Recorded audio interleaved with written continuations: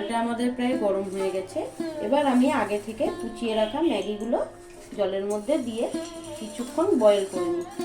2 minute আমার boil হয়ে গেল।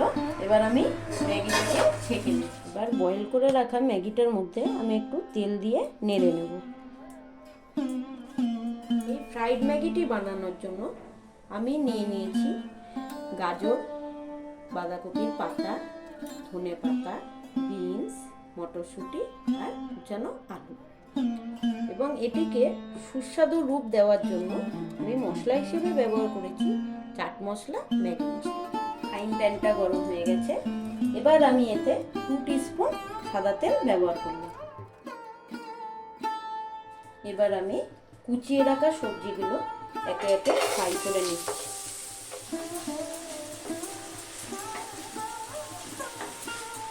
সবজিগুলোকে আমি 2 থেকে 3 মিনিট একটু ভালো করে ভেজে নিচ্ছি।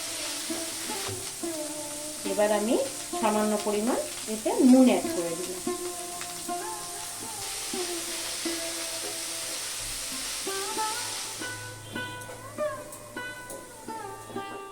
এবার আমি ম্যাগিটাকে দিয়ে দিলাম। এবার আমি ম্যাগিটাকে মিশিয়ে নিয়ে ফ্রাই করব। আপনারা দেখতে পাচ্ছেন ম্যাগিটি কিন্তু ভালোভাবে মিশে গেছে। এতে চাট মশলা আর ম্যাগির মশলা অ্যাড করে দিলাম। এবার এটিকে আমি নাড়িয়ে দেব।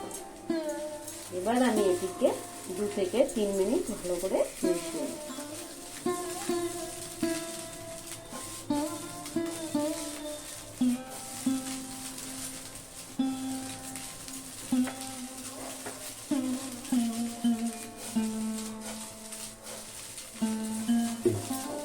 ম্যাগিটি আমার ফ্রাই হয়ে গেছে। এবার আমি কুচানো ধনে পাতাটা মিশিয়ে দিচ্ছি।